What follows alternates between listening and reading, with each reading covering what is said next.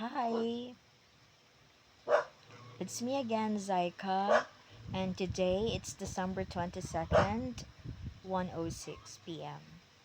And share ko lang no, yesterday around after nung mag-film ako or after nung mag-record ako kahapon, um since nakahiga lang naman ako.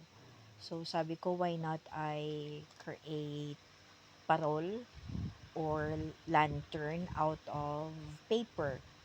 So yun, kasi may mga nakasave na ako sa phone ko from Facebook hack. So nag-DIY ako nun. So I'm very happy nakagawa ako ng dalawa. Tatlo sana, ang isa failed, dalawa yun yung naging maayos. So um I'll try to to yung clip. Sana maano ko yung maano ko yung picture ng mga nagawa ko. Maano ko yung maano ko ba, mapicturean ko ba. So, yun. So, isa yun sa mga accomplishments ko. Isa yun sa mga nagpapaano sa akin. Nakikita ko ba na ay kaya ko na paunti-unti. So, little things go a long way. So, wag tayong manghinayang no pag may mga araw na down tayo o uh, ano tayo, tawag ba dito? Hindi natin kaya. So, keep on motivating ourselves lang kasi um, tama naman yung sinasabi nila na tayo lang yung makakatulong sa sarili natin. That's true, very true yun. Pero not all the time, we have this courage to do so. So, siguro pag hindi natin kaya, um, pag hindi natin kaya, wag natin pilitin, di ba? Kasi the more we force ourselves, doon nagtitrigger si anxiety eh. Kasi what I noticed, depression and anxiety, nagtataging sila eh, naghihilahan sila. Depression is, depression wanted your body to lie on bed whole day, and um, anxiety hits in pag nakikita niya na andyan ka lang, nakahiga ka lang, oh, madami ba dong hugasin, oh, ano na, oh, wala kang trabaho, oh, hindi mo na nagagawa yung responsibility mo, oh, ano na, hindi ka productive, parang ganyan. So, naghihilahan silang dalawa. So, the more we pressure ourselves, the more anxiety hits in. So, kung hindi natin kaya ngayon, okay. So, just be positive and alam ko the word positive is really impossible for those na andyan talaga sa deep ng depression. Kasi it's really hard to be positive kung alam natin na binabalo tayo ng negativity. Kung hindi natin kaya ngayon, huwag nating ipilit. Kasi alam ko, darating din yung araw na makakaya na natin. Kagaya ko, 'di ba? More than 2 years na yung sakit ko. Sa 2 years na yon, on and off yun, may mga week or months na talagang down na down ako. As in useless, walang kwenta, hopeless, empty. Tapos, darating ang araw, may mga accomplishments ako, may nagagawa ako. So, isa lang siguro yung masasabi ko, don't lose hope.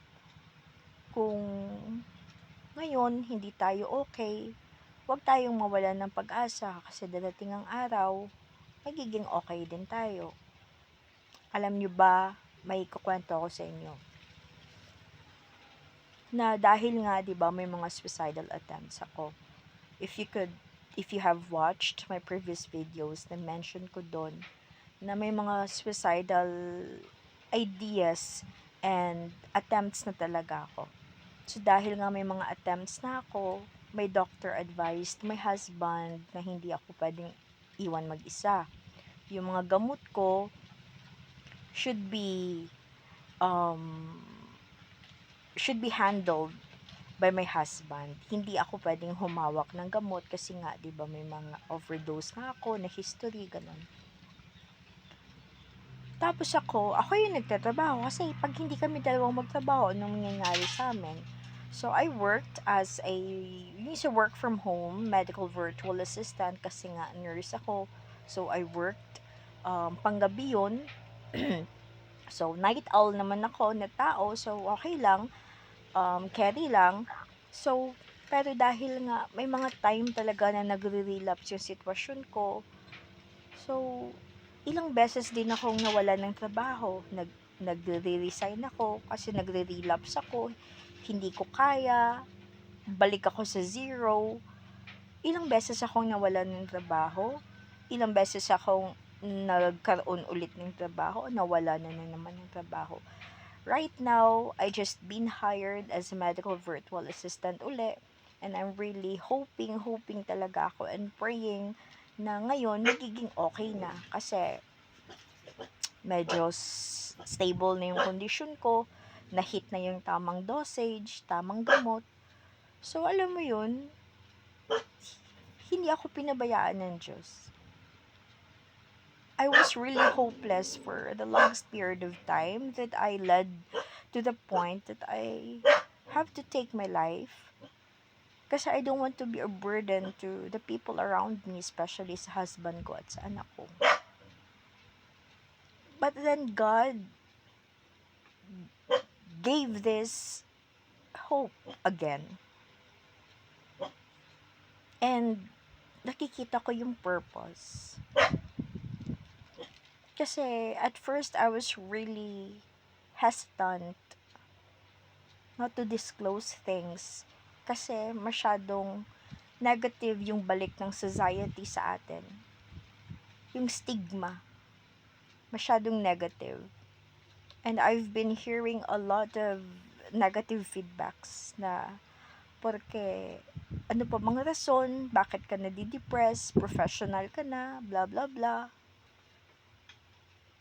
Hindi ko naman sila masisisi because they haven't been in my shoe. So, kaya yun, yung nagkakaroon ng parang I wanted to share my story. Pero, it pulled me away to do so because I'm afraid to be judged by people.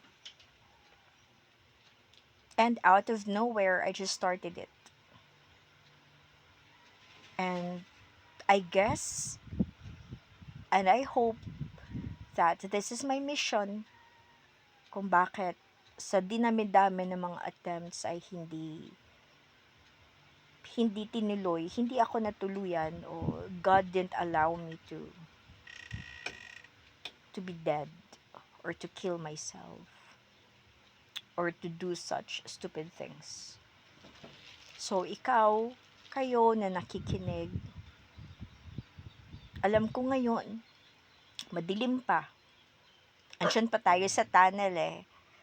Meron din ba kayo nun? Meron ako lagi. Pag really down na down ako, I felt that I'm in the midst of the tunnel. Madilim. Ako lang mag-isa. Parang yun yung lugar ko kung saan ako nagtatago.